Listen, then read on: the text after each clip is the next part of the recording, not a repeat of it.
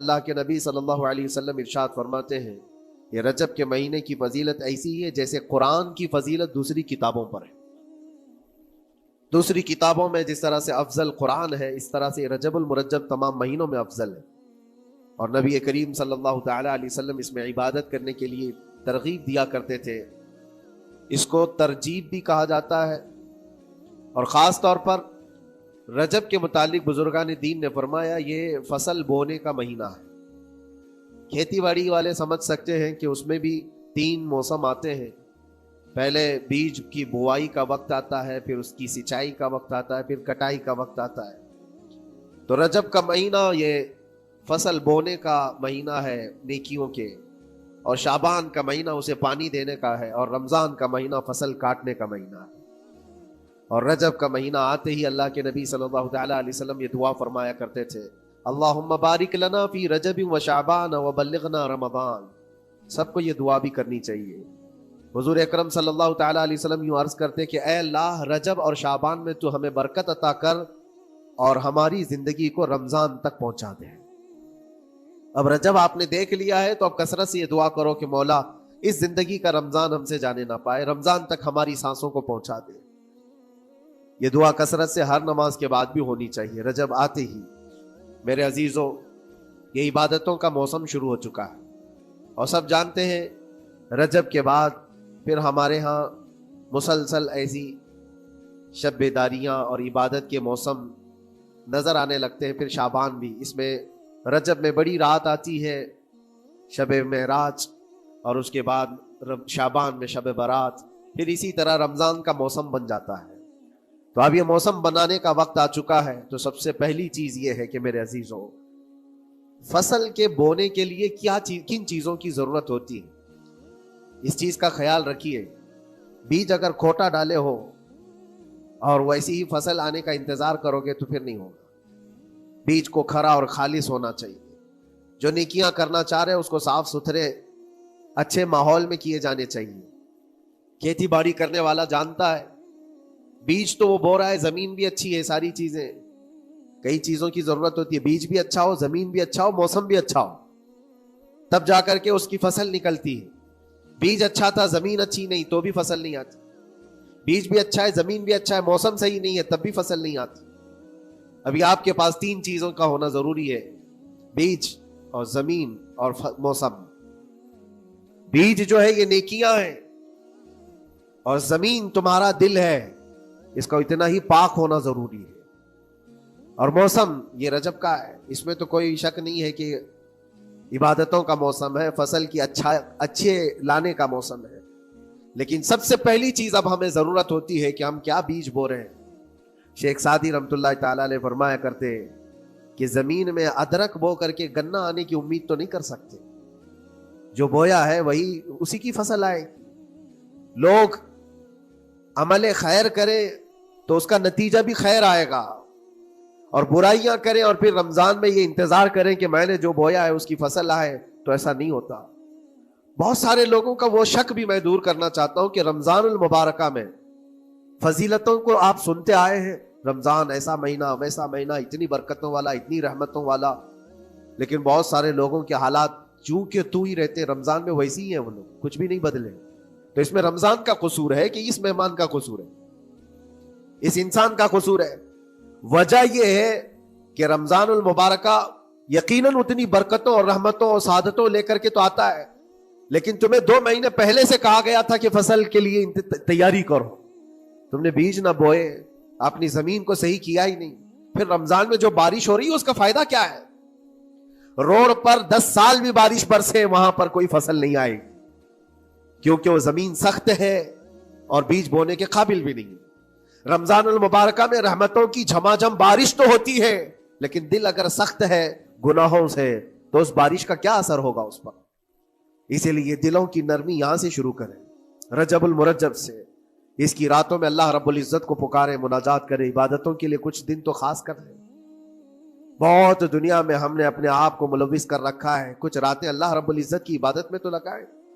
اللہ کے نبی صلی اللہ تعالی علیہ وسلم کی ایک حدیث ہے، جامع الاصول سے نقل کی ہوئی، رجب المرجب کے پہلے جمعے جو ہم لوگ ابھی گزر چکے، ابھی یعنی وہ رات تو گزر چکی، کل کی جو گزری ہوئی رات ہے رجب کی، یہ پہلی جمعہ کی شب تھی.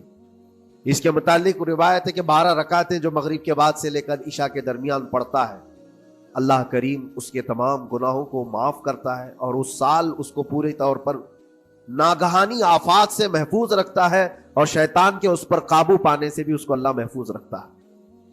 تو یہ تھی تیاریاں، یہ ساری چیزیں ابھی سے تیاریاں ہونی چاہیے. رجب کے 3 دن آتے ہیں جس کے متعلق فرمایا گیا ہے ایام بیز میں بھی 13 14 15 یا 14 15 16 یہ جو تاریخیں آتی ہیں اس میں روزے رکھو. اس کی بھی بڑی فضیلت ہے کہ تم تیاریاں ابھی سے شروع کر دو کہ رمضان المبارکہ میں اچھی فصل دیکھ سکے، ہمارے جسم کے اندر بدلاؤ آ سکے، ہمارے دل کے اندر انقلاب آ سکے. اور تیاری یہاں سے نہ کر کے صرف رمضان میں ہی امید لگائے بیٹھتا ہے تو میرے عزیزوں کچھ تو صفائی کی ضرورت ہوتی ہے. آپ نے اگر زمین خریدی کھیتی باڑی کی غرض سے اور گئے، وہاں جاتے ہی آپ نے سوچا کہ اس میں فصل آ جانی چاہیے، تو کسانوں سے پوچھو تو بتائیں گے آپ کو نہیں، زمین کو پہلے صاف کرنا پڑتا ہے. کچرے ہوں گے اس کے اندر بہت سارے، ہل چلاؤ یا کسی بھی طرح سے اس کو صاف کرو. صاف کرنے کے بعد پھر یہ بھی کسان کہتا ہے کہ زمین کو تھوڑا ڈھیلا کر دو، بڑے بڑے ڈھیلے ہوں تو اس کو توڑ دو اور مٹی نرم ہو جائے. اور اس کے بعد پھر کسان کہتا ہے تھوڑا پانی بھی چھڑکاؤ کرو، گیلی ہو جائے، تب جا کر کے تم اس پر بیج بو. میرے عزیزو یہ رجب بیج بونے کا موسم ہے تو پہلے زمین کو ڈھیلا تو کر لو، زمین کے اندر جو کچرے ہیں اس کو نکال تو دو، دل کے اندر جو وسوسے بھرے ہوئے ہیں، گناہوں کے خیالات بھرے ہوئے ہیں، اس کو پاک تو کرو. اس کو پاک کرنے کے لیے اللہ کریم کی بارگاہ میں آ کر گڑ گڑاؤ.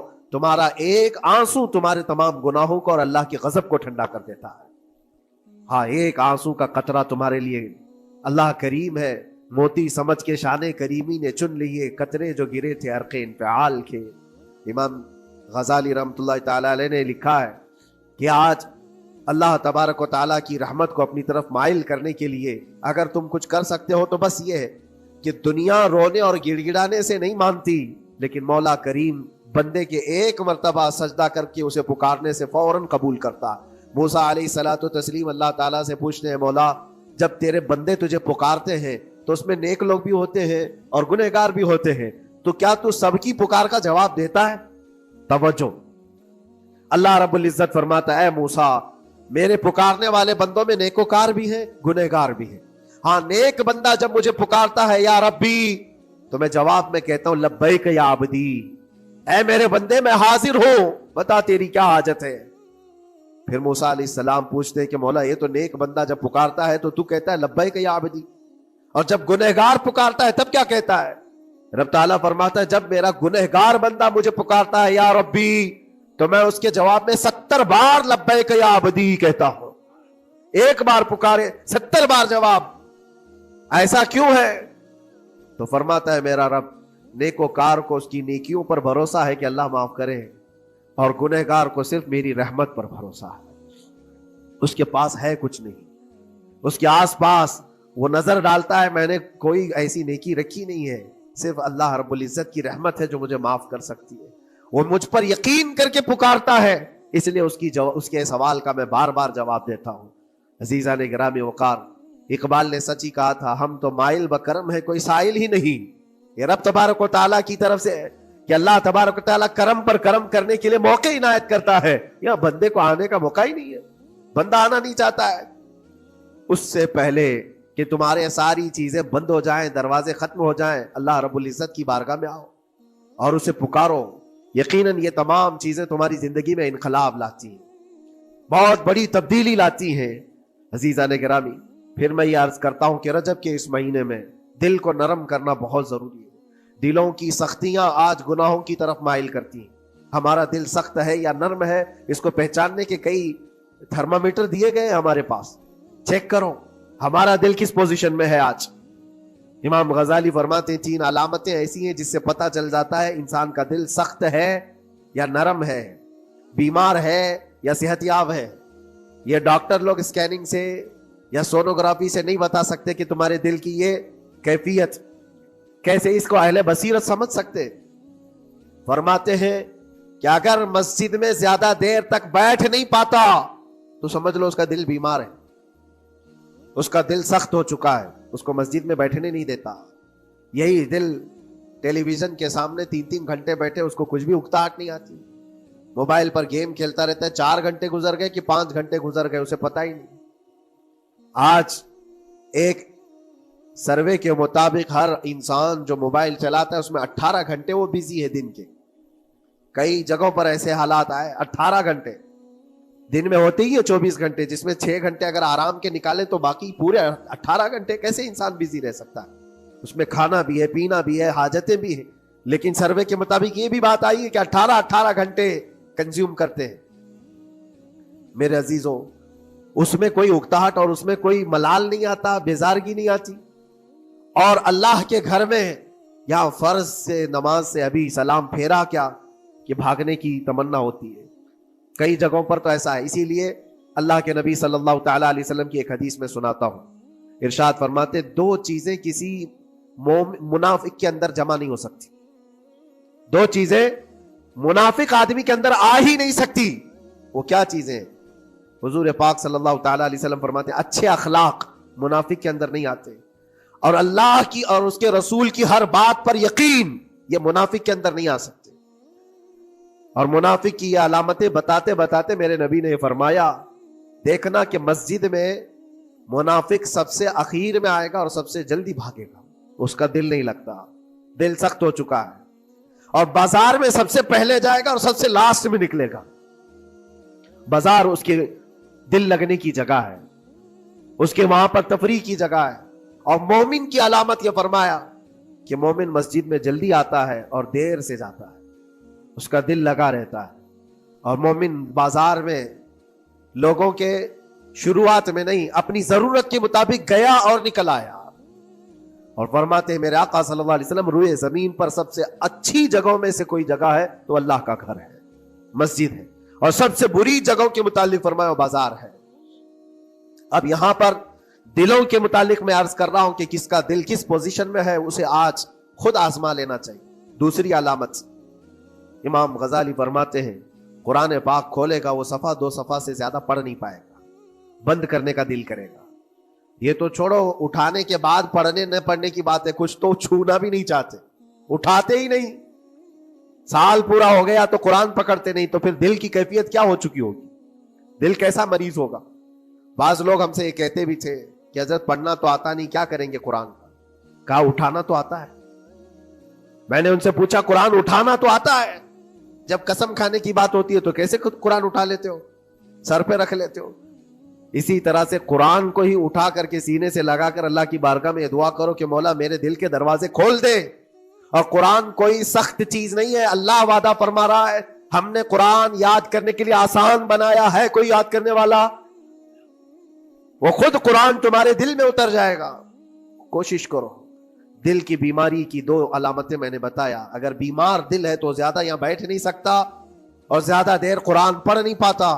تیسری بات فرماتے ہیں کہ تیسری علامت یہ ہے کہ ہمارا دل اگر سخت ہو چکا ہے تو جیب میں پیسے ہوں گے لیکن کوئی مانگ رہا ہوگا اللہ کے نام پر، دینے کی طبیعت نہیں کہیں، دینے کی طبیعت نہیں کرتی. اور یہ چیز ہاتھ اٹھانے کو تمہارا دل نہیں کرتا تو سمجھ جاؤ کہ دل بیمار ہے. اور دل کی بیماری لے کر کے اگر کوئی رجب میں سوچتا ہے کہ میں بیج بوؤں گا تو کیا فائدے کا؟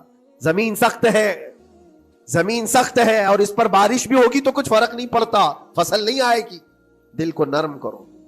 اور ایک علامت میں بتاؤں، اور ایک علامت کہ دل نرم ہے یا سخت ہے، اس کی ایک علامت یہ بھی ہے اللہ کا جب ذکر کرے، جنت کا جب ذکر کرے، جہنم کے عذابات کا ذکر کرے، قبر کے معاملات کا ذکر کرے، حشر کے سوالات کا ذکر کرے تو اس کی آنکھیں ڈبڈبا جائیں اور آنسو نکل آنے لگیں. قرآن کی آیتیں سن کر کے اس کا دل ہلنے لگے اور آنسو آ گئے تو سمجھ جاؤ کہ اس کا دل نرم ہے. ابھی اس کا دل بیمار نہیں ہوا، ابھی اس کا دل بیمار نہیں ہوا. لیکن یہاں تو پوزیشن الگ ہے، سچویشن الگ ہے. ہم تو پتہ نہیں کن کن چیزوں میں رو لیتے ہیں لیکن اللہ کا کلام سنتے ہوئے کسی کے کان پر جوں بھی نہیں رینگتی. لوگ تو گانوں پر تھرکنے والے اور نغموں پر اچھل کود کرنے والے وجد کی بات کرتے ہیں لیکن اللہ کا کلام پڑھنے پر کوئی کسی کو وجد کیوں نہیں آتا؟ یہ ایمان کی علامت ہے. قرآن میں اللہ نے فرمایا اذا تلیت علیہم آیاتہ زادتہم ایمانا، جب اللہ کی آیتیں ان پر تلاوت کی جاتی ہے مومنین پر، ان کا ایمان بڑھ جاتا ہے۔ کیا آپ امام کے پیچھے قرات سن کر کے اپنے دل میں ہلچل محسوس کرتے ہیں؟ سننے کی طبیعت کرتی ہے؟ بلکہ ادھر نماز پڑھ کر کے جانے کے بعد آدھے گھنٹے کے بعد پوچھے آج پہلی رکعت میں کیا پڑھا تھا، دوسری رکعت میں کیا پڑھا، آپ کو پتہ ہی نہیں رہتا، یاد ہی نہیں امام صاحب کیا پڑھ رہے تھے، میں تو دکان کا حساب کتاب کر رہا تھا، کیا خبر ہے کہ انہوں نے کیا پڑھا۔ تو قرآن کو توجہ سے پڑھے ہوتے تو تمہارے دل میں بھی وہ باتیں اثر کر رہی ہوتی۔ میرے عزیزوں، کتنے ایسے لوگ ہیں جو صرف اور صرف قرآن پاک کی تلاوت کی وجہ سے دلوں کو نرم کر دیا گیا ہے۔ میں اسی بات پر آج فوکس کر کے ختم کر دوں گا۔ رجب المرجب بیج بونے کا موسم ہے تو دل کے نرمی کے ساتھ ہی بیج بو، کیونکہ یہ زمین ہے تمہاری، اور زمین نرم نہ ہو تو کتنی بھی نیکیاں کرو کیا فائدے کی۔ دل سخت ہے، گناہوں سے لبریز ہے، اور دل کو نرم کرنے کا علاج دو چیزیں بتائی گئی، کریں گے انشاءاللہ۔ دو چیزیں بڑی آسان ہیں، اگر دل کو نرم کرنا ہے تو دو چیزیں فرمائی گئی، کثرت سے قرآن پاک کی تلاوت کرو یا کثرت سے میرے نبی پر درود پاک پڑھا کرو۔ دو چیزیں کر کے دیکھو، تمہارا دل نرم ہو جائے۔ اور بھی دوسرے علاج بھی میرے آقا نے فرمایا۔ ایک صحابی آئے تھے، انہوں نے عرض کیا یا رسول اللہ صلی اللہ علیہ وسلم، لوگ آپ کے پیچھے نماز پڑھتے ہیں تو زاروں قطار رونے لگتے ہیں، جب آپ دعا کرتے ہیں تو وہ دھاڑے مار کر کے روتے ہیں، میں کبھی رو نہیں پاتا، میرا رونا نہیں آتا، میں بھی قرآن سنتا ہوں، میں بھی آپ کے پیچھے نماز پڑھتا ہوں۔ تو حضور پاک صلی اللہ علیہ وسلم نے فرمایا تمہارا دل سخت ہو گیا ہے، تمہارا دل سخت ہو گیا ہے۔ انہوں نے کہا کیا کروں، علاج کیا ہے اس کا؟ وہ مسیحائے امت ہے میرے آقا، ہر ایک کا علاج جانتے ہیں، کس کو کون سا علاج دینا ہے۔ نبی پاک صلی اللہ تعالی علیہ وسلم فرماتے جاؤ کسی یتیم بچے کے سر پر ہاتھ پھیرو، اللہ تمہارا دل نرم کرے گا۔ ان کے لیے وہ علاج رکھا گیا تھا، جس کو جیسا علاج بتایا میرے آقا صلی اللہ علیہ وسلم نے، کسی یتیم کے سر پر ہاتھ پھیرو دل نرم ہوگا۔ لیکن دل کے نرم ہونے کے علاج اللہ کے نبی صلی اللہ علیہ وسلم کے شفا خانے میں ہے۔ ہاتھ سے آپ کثرت سے درود پاک پڑھو، پھر دیکھو آپ کے دل کے اندر انقلاب آتا ہے یا نہیں آتا۔ آپ کے چہرے کا نور بڑھ جائے گا، زبان کا اثر بڑھ جائے گا، عمل خیر کی طرف رغبت بڑھ جائے گی۔ کثرت سے جب بندہ حضور پاک صلی اللہ علیہ وسلم پر درود پڑھتا ہے، اس کی زبان سے جھوٹ نکل جاتا ہے، گالی اس کی زبان پر نہیں آ پاتی ہے، کیونکہ وہ پاک کرتا چلا جاتا ہے اپنی زبان کو اللہ کے نبی کا نام لے کر کے۔ میرے عزیزو، اس میں دقت کیا ہے درود پاک کثرت سے پڑھنے میں؟ آپ جہاں چل رہے ہو، پھر رہے ہو، اٹھ رہے ہو، بیٹھ رہے ہو، انتظار میں ہو، سونے کے لیے جا رہے ہو، زبان ہی تو ہلانا ہے میرے نبی پاک صلی اللہ علیہ وسلم کی بارگاہ میں درود پڑھ کر کے۔ اور ضروری نہیں ہے کہ بہت لمبے لمبے درود پاک آپ کو یاد کرنے ہو، صلی اللہ علیہ وسلم بھی پڑھ لیا تو یہ درود پاک ہے، یہ درود پاک ہے۔ یا تو پھر الصلاۃ والسلام علیک یا رسول اللہ کہتا ہے تو یہ بھی درود پاک ہے، درود پاک ہے یہ۔ اور دل کو جب نرم ہو جائے گا تو انشاءاللہ العزیز آپ اس کے اثر بھی دیکھیں گے، اس کے اثر بھی